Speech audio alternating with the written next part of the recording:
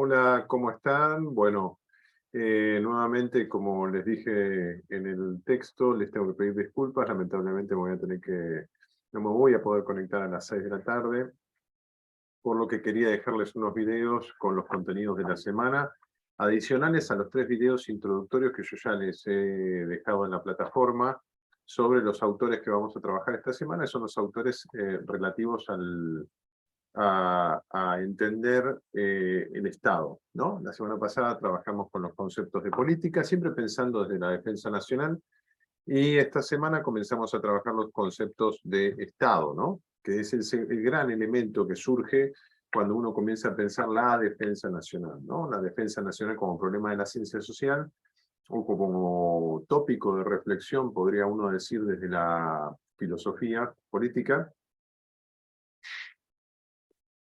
nos invita a pensar entonces sobre el Estado, decíamos. Y para pensar el Estado yo les he traído 3 autores esta semana que tienen 3 pequeños videos introductorios en la plataforma. Uno es Weber, los modelos de racionalidad formal, de desarrollo, lo que se pueden ser modelos de desarrollo histórico que propone Weber, a partir de una relectura de la obra de Weber por Stephen Calvert. El segundo autor va a ser Bob Chesok, y lo que es la teoría del Estado como relación social, que algo dijo en el primer encuentro, compañero del curso Riera. Y el tercer autor es Bourdieu. Les voy a dejar para cada uno un videíto aparte, entonces vamos trabajando de ahí de manera un poquito más corto los videos, y ustedes pueden verlo después en el orden que a ustedes les interese. Como siempre, vamos a comenzar con algunas introducciones de índole contextual. Siempre les digo, los autores escriben en función del tiempo en el cual se encuentran insertos, y en el espacio en el cual desarrollan su obra. Weber trabaja sobre la noción del Estado en un momento bastante particular. Pensemos que los interlocutores de Max Weber son los mismos interlocutores que en parte tiene también Carl Schmitt. Weber es un sociólogo alemán que tiene identifica un problema que es la consolidación del Estado en Alemania, podríamos decir. Ahí surge su principal núcleo de indagación, y a partir de allí, disculpen, comienza el autor a pensar cuáles son los modelos de desarrollo formal, ¿sí? Que permiten retrasar aquello que es el Estado. Sobre esto, dos pequeñas cuestiones, permítanme algunas apostillas para poder introducir, digamos, esto, lo contextual respecto de la obra. La obra de Max Weber, bueno, no hace falta mucha introducción al autor, ¿no? Digo, o sea, es un autor que se trabaja tanto desde la sociología como desde la ciencia política, incluso desde los estudios de la religión.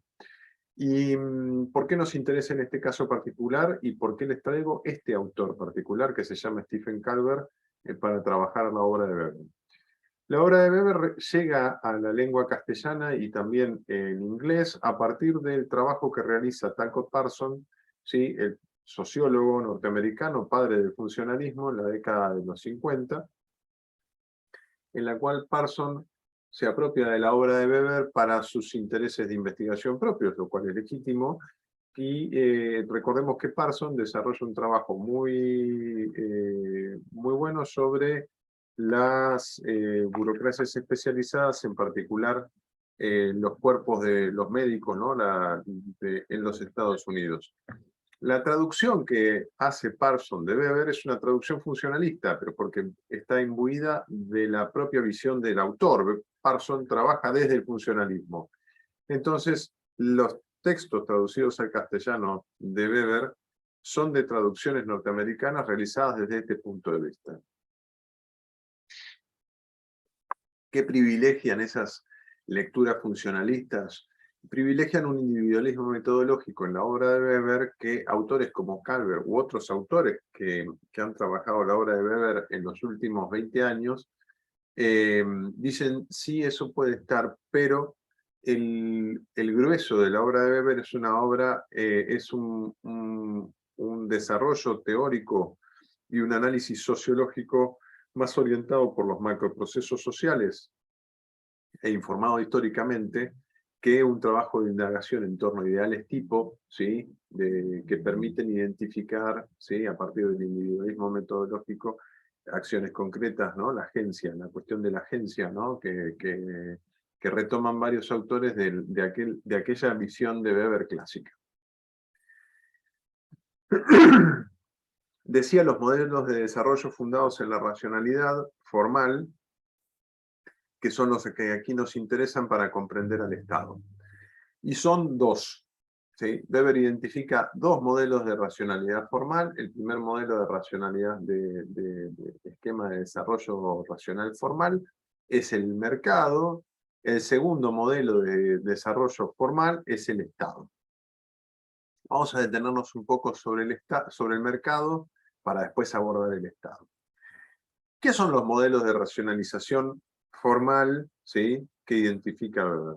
Lo que dice Weber es que los modelos de racionalización, ¿sí? Que son propios del espacio europeo y podríamos extenderlo al espacio atlántico, son modelos por los cuales los actores, ¿sí? Sociales o la sociedad tiende a una racionalización cada vez más expandida, ¿sí? Abarca cada vez más prácticas sociales, y estas racionalizaciones son de índole formal.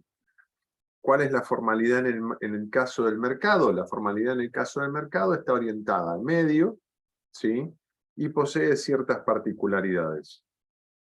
La actividad económica adquiere un carácter formal racional, la acción se orienta a relaciones asociativas, en la que la transferencia de bienes y la toma de decisión se realiza de acuerdo a reglas de contabilidad, dice el autor, y una gestión eficaz.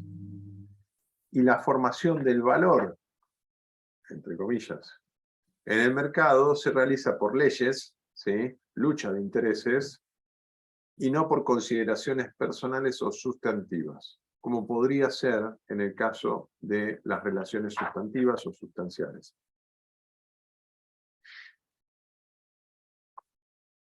¿Esto qué quiere decir? Lo que señala Weber es que el desarrollo del mercado como forma, como lógica de racionalización de las relaciones sociales, tiende a una formalidad, ¿sí? Que prescinde del actor a la hora de consustanciar los intercambios. Es formal, en la ley de contabilidad y la noción de eficacia son aquellas dos que gobiernan el proceso de intercambio entre los actores. Eso se vuelve fundamental a la hora de comprender la obra de Weber, y en particular cuando nosotros estamos pensando, ¿sí? El Estado. Y ahora vamos a entender por qué. Me dirán, estamos hablando del mercado y ahora vamos a ver el Estado. La cuestión que nosotros debemos retener acá es que el modelo tiende a la asociación, ¿sí?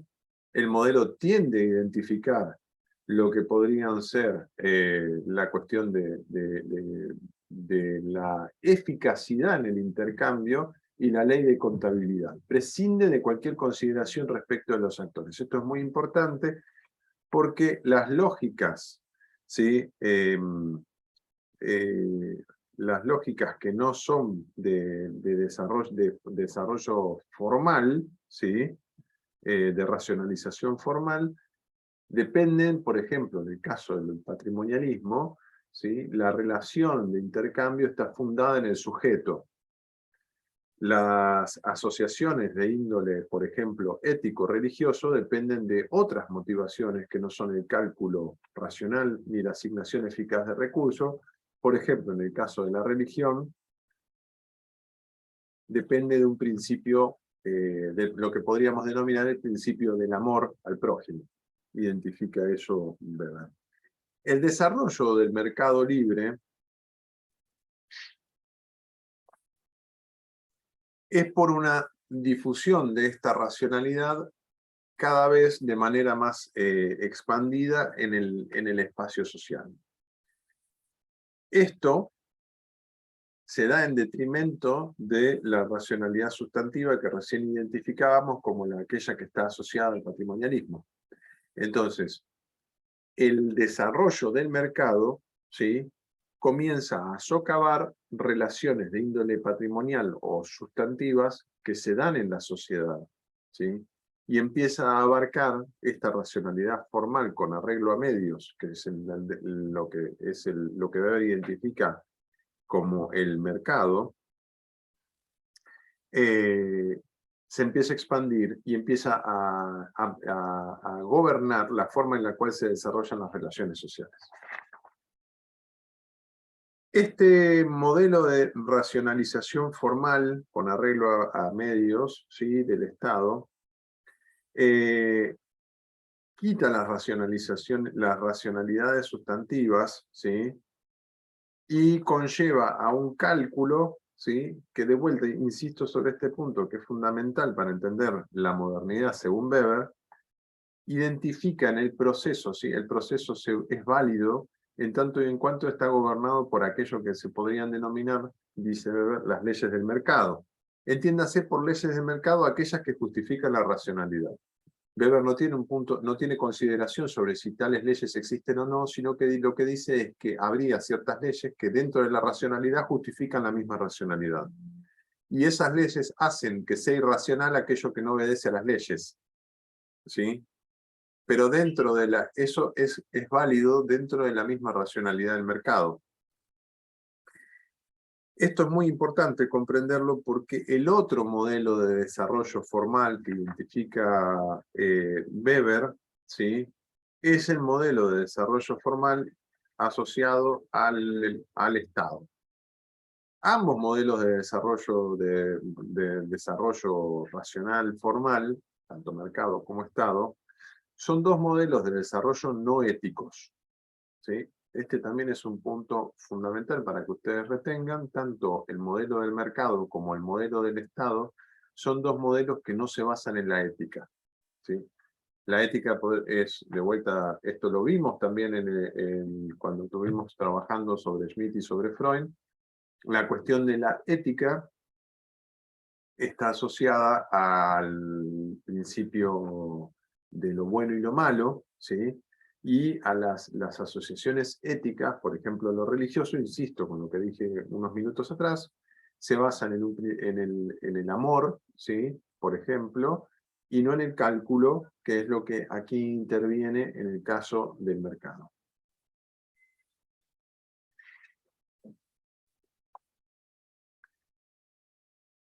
Los modelos éticos tendrán una racionalidad sustantiva que les es propia, ajena a la racionalidad del mercado, ajena a la racionalidad del Estado, y eso le dará una ética interna y comienza allí un proceso de conflicto entre los grupos éticos, ¿sí?, puesto que ellos tienen una racionalidad que les es propia e interna, y el mercado tiene una racionalidad que les es propia, externa, y que tiene vocación universal.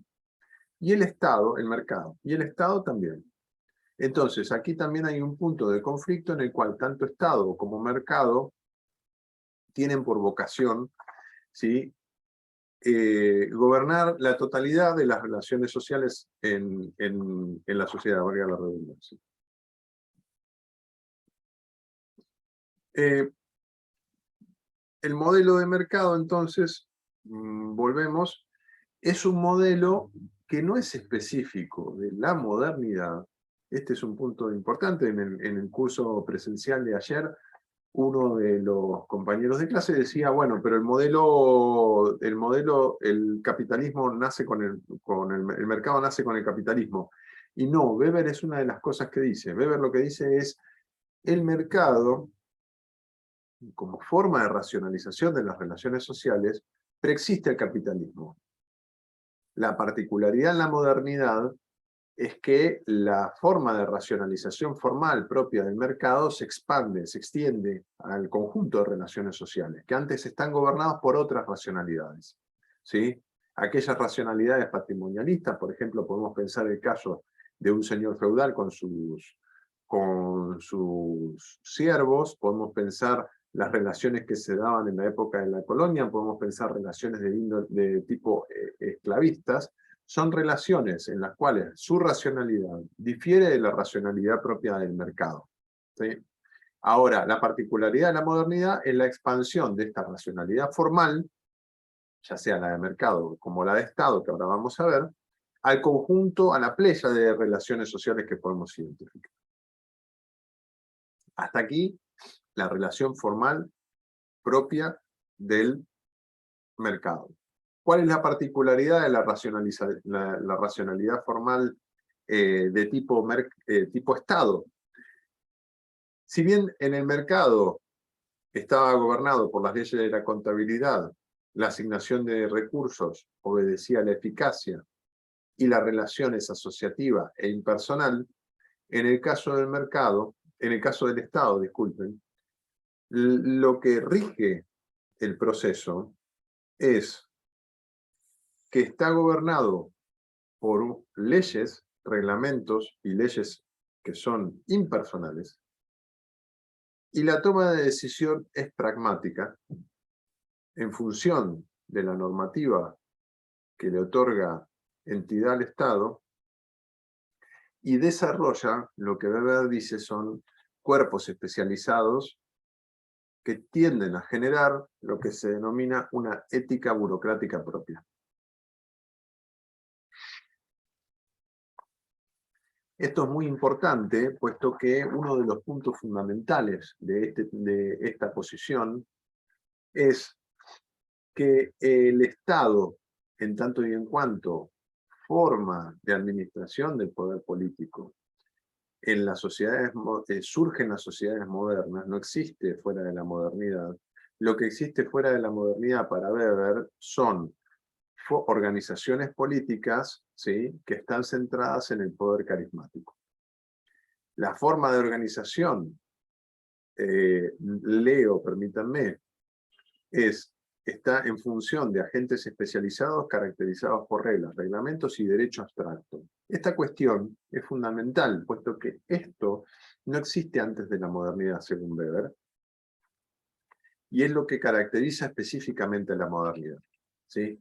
Lo que podríamos decir, lo propio de la modernidad, es que la idea de lo formal en términos de racionalidad y del desarrollo de las relaciones sociales, por eso decía, mercado y Estado comienzan a estar imbricados, ¿sí?, obedece a algo que es impersonal, ya sea por la ley del mercado, ¿sí?, y la asignación eficaz de recursos, de manera asociativa entre actores que prescinden de lo personal, ya sea en el Estado, a través de la identificación de leyes y reglamentos que son aplicados por agentes especializados en función de una ética que les propia el cuerpo.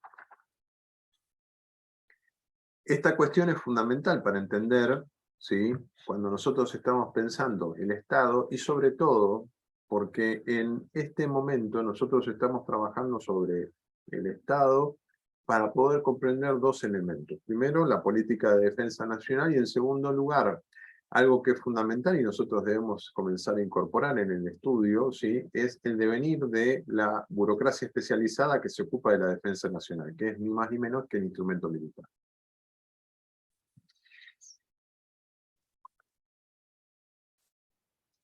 Decía yo entonces que el Estado difiere de las organizaciones políticas anteriores, que son aquellas que están caracterizadas por el poder carismático. Y el Estado moderno, entonces, sí surge en Europa, identifica Weber, a partir de la lucha del patrimonialismo y el feudalismo, dos formas de organización del poder político basados en el principio del carisma como organizador social. El Estado, entonces, Weber lo interpreta, ¿sí?, como un proceso de apropiación de poder, por parte de las burocracias, que reside, la justificación reside, decíamos, en las reglas, reglamentos y el derecho abstracto, y que quitan poder a los señores, los monarcas, como también a los detentores privados de poder financiero, administrativo y judicial. ¿Sí? El monopolio de la fuerza, el monopolio legítimo de la violencia, comienza a tener sentido no solamente por el monopolio en sí, sino por el hecho de que, entendido el monopolio legítimo de la violencia, nosotros debemos incorporar una serie de elementos que son los que permiten identificar que tal cosa existe. En primer lugar, el conjunto de normas que establece que tal monopolio lo es, el poder para poder ejercer ese monopolio, el agente especializado que ejerce la violencia legítima y el reconocimiento por parte de los actores sociales de que tal violencia es legítima. Ese conjunto de elementos, ¿sí?, si no están dados al mismo tiempo, en una situación determinada, pueden hacer que la violencia no sea legítima, que no haya instrumento especializado para el ejercicio de la violencia, o que el Estado no tenga la capacidad para poder obligar a los actores a aceptar su violencia. La racionalidad del mercado es una racionalidad que está dada por el proceso de intercambio. ¿Qué quiere decir esto? Nosotros no tenemos racionalidad del mercado que se desarrolla de manera continua en el proceso social. Por el contrario, la racionalidad en el Estado es una racionalidad de índole continua.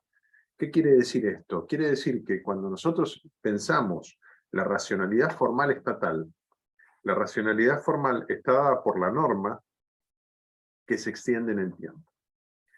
La orientación entonces de la acción se da por reglas generales y por atribución de competencias que prevalecen sobre las acciones concretas. ¿Qué quiere decir esto? Que la norma atribuye competencias a la acción, ¿sí? Y el agente especializado, burocracia especializada, va a ser aquella que va a estar encargada de poder determinar que tales acciones, tales competencias son aquellas que son válidas. De esta manera, el ejercicio, por ejemplo, de la violencia en un momento determinado ya no es menester de un dirigente, ¿sí?, o no es menester de la dirección política. Se entiende en el modelo formal de racionalización con arreglo a normas, que es el Estado, que el ejercicio de la violencia se desprende de la norma misma y está en el decidor la aplicación de esa violencia o no. Y aquí entra un punto muy importante, puesto que aquello que gobierna el ejercicio, ¿sí?, a la decisión en el Estado, la razón de Estado, está dada por la protección misma del derecho. ¿Por qué esto? Porque la protección del derecho, la protección de la regla, reglamentos y derecho abstracto por parte de los agentes especializados es lo que garantiza su estatus dentro de la sociedad. ¿Esto qué quiere decir? Esto es muy importante porque esto es lo que da pie a los procesos de autonomización de las burocracias, que nosotros vamos a trabajar luego con el segundo autor. Weber lo que señala acá es que las burocracias especializadas tienden a desarrollar una ética que le es propia a la burocracia especializada, al grupo de agentes especializados, porque en su acción lo que tienden a hacer es a defender los reglamentos y reglas y derecho abstracto que le da origen y que justifican su existencia. Eso, al mismo tiempo, ¿sí?, hace que la toma de decisión sea una toma de decisión pragmática, no orientada por la eficacidad, sino orientada por la detención de poder y por el acrecentamiento del poder por parte de la burocracia especializada. La burocracia especializada no busca la eficacidad, la burocracia especializada no busca una ética, la burocracia especializada lo que busca es una toma de decisión pragmática que fortalezca su posición de poder relativo frente a otros actores y que justifique su existencia. Por lo tanto, ¿sí?, entiende Weber en los procesos de racionalización formal, con arreglo a la norma, como es en el caso del Estado, la ejecución de las leyes y los reglamentos, ¿sí?, no está orientada a la persona, sino que está orientado al proceso mismo de consolidación de las burocracias específicas de los agentes especializados, como dice Weber, lo cual tiende a una racionalización creciente. ¿Se entiende? El proceso mismo de racionalización, tal como lo señala Weber, tiende a fortalecer la racionalización del mismo Estado.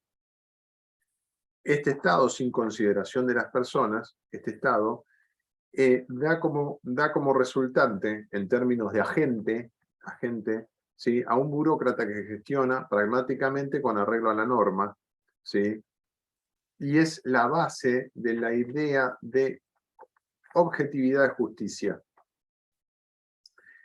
en la cual no tienen que prevalecer consideraciones impersonales ni restricciones éticas de ningún tipo, señala Weber, para que la norma tenga la justificación de ser en tanto norma. Si eso no existe, ahí comienza a haber un problema de justificación de las acciones. El derecho formal lógico y el poder burocrático sostienen al Estado, ¿sí?, y al mismo tiempo, cito, el Estado responde como única fuente de derecho legítimo y fortalece el proceso de autonomización de la racionalidad formal del Estado. Este Estado no es permeable al orden patriarcal, ni reposa tampoco sobre el caso concreto y singular de la persona. Recordemos que eso es una racionalidad sustantiva de índole patrimonial. La marcha general de las funciones del Estado en materia de justicia y de administración termina en la pragmática objetiva y la razón de Estado, que finaliza por ser un problema cuando nosotros pensamos cuál es el proceso estatal. ¿Por qué? ¿Por qué termina siendo un problema? Porque lo que se entiende como razón de Estado termina siendo una decisión del agente especializado que se toma en función de fortalecer la posición misma del Estado. ¿Sí? Aquí vemos, este es un punto importante porque acá comenzamos a ver cómo las dos racionalidades formales que identifica Weber, tanto mercado o Estado, nosotros la podemos pensar como cosustantivas, ambas, forman parte de la modernidad, pero al mismo tiempo que forman parte de la modernidad, nos presentan un inconveniente. ¿Cuál es el inconveniente que presentan estas? El inconveniente que presentan es que ambas dos se tocan en un punto, porque coexisten dentro de la modernidad, en las organizaciones sociales que identifica Weber, y ambas dos se atribuyen la racionalidad en la administración de los recursos. Uno de los ejemplos, a mí me parecía muy interesante, que está en el libro, es de qué manera, cuál es la racionalidad que prevalece en un momento determinado de asignación de recursos en el caso de una guerra. Justamente es el ejemplo que ponen en el libro. Y dicen los actores, ¿qué prevalece en el momento de una guerra? ¿Sí? La asignación de recursos por la racionalidad del mercado, ¿sí?, o la asignación de recursos en función de la razón estatal, que es con arreglo a la norma. Las burocracias especializadas dirán, ¿sí?, que la asignación de recursos, sean estos los recursos, por ejemplo, combustible o alimentos para sostener el esfuerzo bélico que realiza una nación determinada, ¿sí?, o se venden en el mercado. La cuestión allí radica en comenzar a comprender de qué manera una u otra racionalidad formal posee más poder a la hora de determinar cómo se asignan los recursos en una sociedad. La forma que tiene el Estado de asignar los recursos será eficaz en términos estatales, en términos de la racionalidad legal, en tanto y en cuanto tenga el poder para poder implementar esa racionalidad de la cual estamos hablando y imponérselo al mercado. ¿Qué quiere decir esto? Quiere decir que si el Estado no tiene el suficiente poder para hacer prevalecer la racionalidad formal con arreglo a la norma, ¿sí?, emergerán relaciones sociales con arreglo a los medios y a la racionalidad del mercado, que serán las que prevalecerán a la hora de asignar recursos. ¿Sí? Volviendo al ejemplo que poníamos recién de una nación en esfuerzo bélico, si el Estado no tiene la capacidad de poder implementar ciertas normas o poder obligar a los actores a que asignen recursos en función del esfuerzo bélico según lo que establecen las normas, aparecerá un mercado negro que será el que distribuya los bienes en esa sociedad. Bueno, ahora esto para pensar Weber, y ahora vamos a cambiar a otro autor.